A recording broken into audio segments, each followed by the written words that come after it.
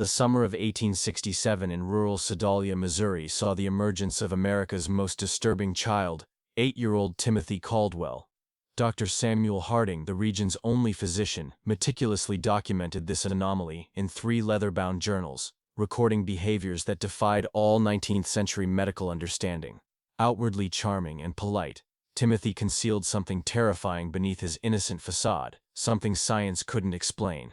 Over 6 horrifying months, 3 people died in suspicious accidents near Timothy, while dozens of farm animals met gruesome, inexplicable ends.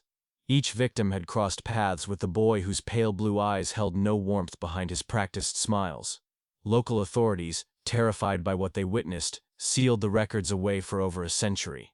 But the truth about Timothy Caldwell forces us to reconsider everything we believe about childhood innocence and the nature of evil. Before we delve deeper into this nightmare, make sure you're subscribed with notifications on minors. You won't want to miss what comes next. And drop us a comment below telling us where you're watching from. We love connecting with our community of mystery lovers worldwide. The horror began with loss. Missouri in 1867 still bore the scars of Civil War, its communities hollowed out by death. The once prosperous Caldwell Farm, nestled in a valley 15 miles south of Sedalia, had been reduced to ruins by tragedy. James Caldwell died at Wilson's Creek in 1861. His widow Martha succumbed to consumption 4 winters later. Their surviving son Thomas, barely 21, inherited land he couldn't work and debts he couldn't pay. When news came that Thomas's brother William had perished at Andersonville Prison, leaving behind an 8-year-old son, Thomas saw both burden and opportunity. The boy Timothy needed a home. Thomas needed farm labor. Neither Thomas nor his sharp-tongued, childless wife Sarah were suited to parenting, especially not a child who arrived in spring 1866 carrying nothing but a small cloth bag and eyes far too old for his young face. Timothy appeared small for his age, with pale skin that burned easily and blonde hair kept short against lice. He spoke little of his past, offering only fragments when pressed. A soldier father, a mother who coughed blood, temporary shelter with neighbors. What struck adults most was his impeccable manners, always yes sir and yes ma'am, never complaining about work or punishment. The perfect child by all appearances. Dr. Harding first encountered Timothy in June 1866 when the boy accompanied his uncle to town, a Missouri Medical College graduate and one of the few properly trained physicians west of St. Louis. Harding had developed sharp instincts from treating soldiers on both sides of the war. Something about Timothy unsettled him deeply, though he couldn't pinpoint why. The child was perfectly respectful, Harding later wrote. He answered questions directly, maintained appropriate eye contact, showed none of the usual childhood shyness, yet I felt profoundly uncomfortable in his presence. His gaze held an intensity suggesting he studied me with the same clinical detachment I reserve for patients. In the close-knit farming community around Sedalia, everyone knew everyone's business. Though the Caldwell farm stood somewhat isolated, neighbors noticed things. Mrs. Eleanor Patterson, whose land bordered the Caldwells, often saw Timothy working fields or tending livestock with unnatural focus. Work sunrise to sunset without rest or play. Ain't natural for a boy. The Pattersons kept chickens that behaved strangely whenever Timothy neared their property line, clustering together, ruffling feathers, refusing to approach the fence. Samuel dismissed it as coincidence, but Eleanor couldn't shake the feeling the animals sensed something humans missed. The first death came on a sweltering August afternoon in 5-year-old Mary Fletcher, the blacksmith's bright-eyed wandering daughter, had been playing near Willow Creek that bordered several properties including the Caldwell farm. Timothy found her body, arriving at the Fletcher home at supper time with damp clothes and a pale face that seemed genuinely distressed. "Mrs. Fletcher," he said steadily despite his apparent agitation, "I found Mary by the creek. She's not breathing." The search party found Mary face down in barely 18 inches of water. Dr. Harding, summoned immediately, ruled it a tragic but not uncommon drowning accident. What troubled him wasn't the death itself, but Timothy's account, unnervingly precise details about the body's position, how her dress caught on a submerged branch, even the water's color around her face, too detailed for a supposedly frightened child. Thomas Caldwell confirmed he'd sent Timothy searching for a lost calf that morning. The calf turned up 2 days later, healthy and grazing nearly a mile from where Mary drowned. The grieving Fletchers thanked Timothy for his quick action. At the funeral he sat quietly with head bowed, accepting their gratitude with perfect solemnity. "I wish I could have found her sooner," he told Mary's father, voice dripping with just the right sorrow. But Eleanor Patterson noticed what others missed. While mourners wept, and Mary's mother collapsed in grief, Timothy's eyes remained dry and watchful behind his facade of mourning, absorbing every detail of the scene with clinical interest. The second death came 3 weeks later. Old Henrik Larsson, a Norwegian immigrant and retired logger, was found at the base of Devil's Bluff, the rocky outcrop overlooking the creek where Mary drowned. Henrik had regularly climbed there to tend wild beehives. Again, Timothy was involved in the discovery. Walking home from town, he'd spotted Henrik's hat caught in a thorn bush. I called out but got no answer, he told the gathering crowd, so I climbed down to look. Dr. Harding determined Henrik died instantly from a broken neck in the 40-foot fall. The only oddity, an unusual concentration of dead bees around the body. Henrik knew those bluffs better than anyone, Samuel Patterson told Harding. Never so much as stumbled in 3 years. Makes no sense he'd fall now. Timothy suggested bees might have swarmed and confused Henrik. Plausible, but something felt off. The dead bees clustered only around the impact site, with no signs of disturbance at the hives above. When Harding inspected the bluffs, he found the hives intact, bees peacefully gathering nectar. The third death shattered any illusion of coincidence. In September 1866, 6-year-old Jacob Mills vanished while playing near his family's cabin. His body was found 4 days later in an abandoned well, half a mile from where he'd last been seen. Timothy had joined the search, displaying remarkable endurance and knowledge of the terrain. I explore the woods looking for useful plants, he explained when asked about his familiarity with the area. On the 4th day at dawn, he arrived at the Mills cabin exhausted. I think I found something, he said, an old well north of here. I heard crying. The well was cleverly concealed under logs and brush. Jacob was alive, but barely conscious when pulled from the depths, dying hours later from dehydration and exposure. That child was in that well 4 days, Harding wrote. How did Timothy locate such an obscure spot? What other hidden dangers does he know? More disturbing was Timothy's behavior during Jacob's final hours. While the family kept vigil, Timothy appeared to pray in the corner. But Harding observed his lips weren't moving in prayer. His eyes were fixed on the dying boy with scientific intensity, cataloging every labored breath, every flicker of fading consciousness. When Jacob finally passed, Timothy's expression showed not grief, but something resembling satisfaction. Later, Harding examined the well, and found the debris around its rim arranged too precisely, not randomly fallen, but deliberately placed to create natural-looking camouflage. The horrifying implication. Jacob hadn't fallen in.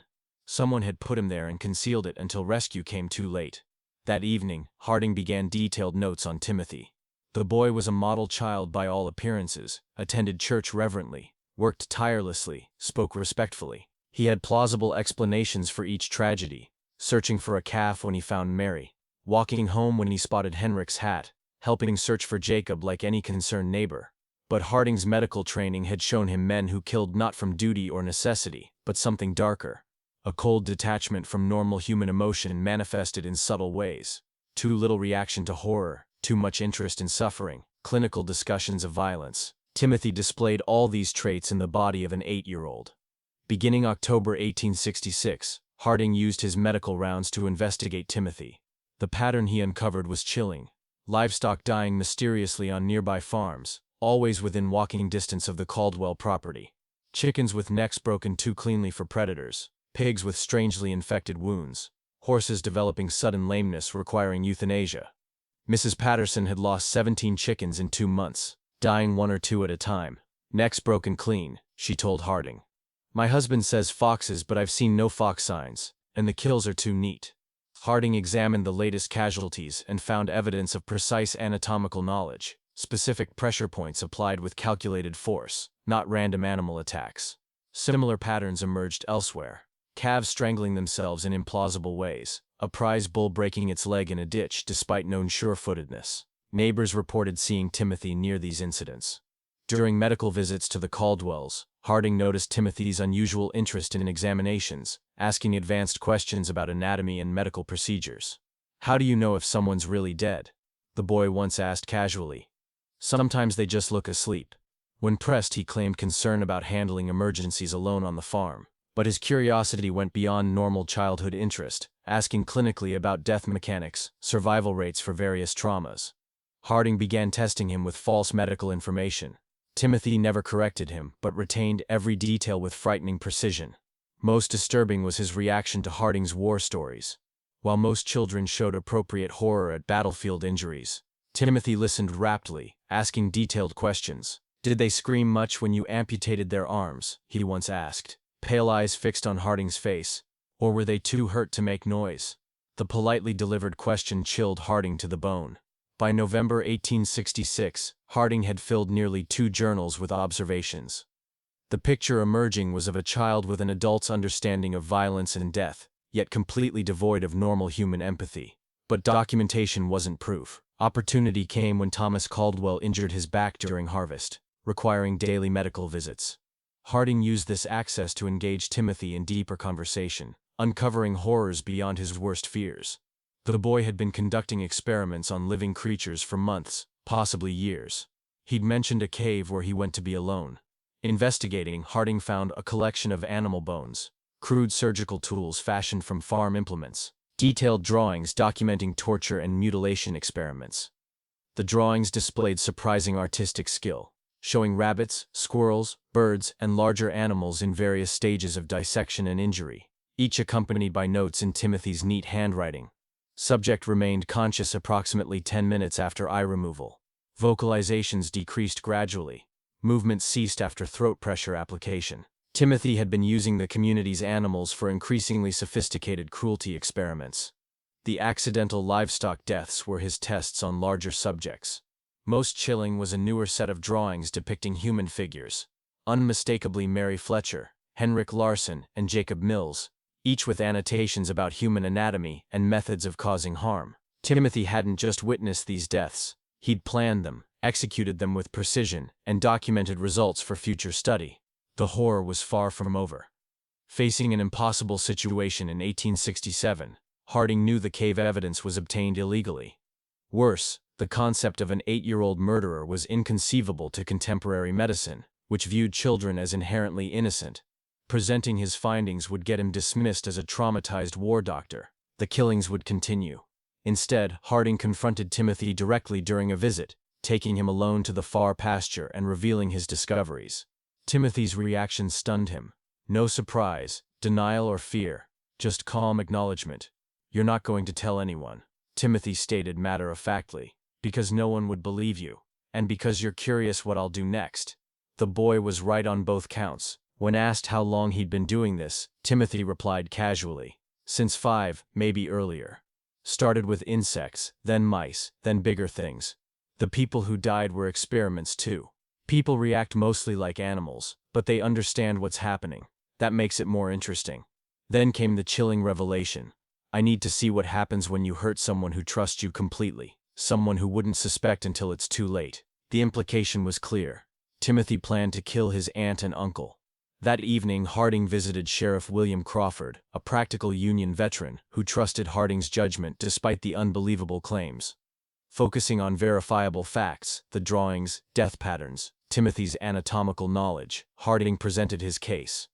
Most crucially, he revealed Timothy's stated intention to kill his relatives. "Even if half this is true," Crawford said after reviewing the evidence, "we can't arrest a child for drawings, but we can watch him and be ready to act." They devised a plan. Harding would visit the Caldwells as usual, bringing laudanum to sedate Thomas and Sarah under the guise of pain management, while Crawford's deputies positioned themselves around the property. The next morning, Harding approached an eerily quiet farm. Timothy appeared in the doorway before he'd even dismounted his buggy, sleeves rolled up, hands freshly scrubbed as if preparing for messy work. "Good morning, Dr. Harding," he said with unsettling anticipation. "I've been waiting for you." Inside, Thomas and Sarah lay in bed, apparently asleep but with unnaturally shallow breathing and grayish pallor. "Just some herbs I found in the woods," Timothy said when questioned. "They have interesting properties." Harding checked their weak but steady pulses. Timothy had dosed them to be helpless but alive, for now.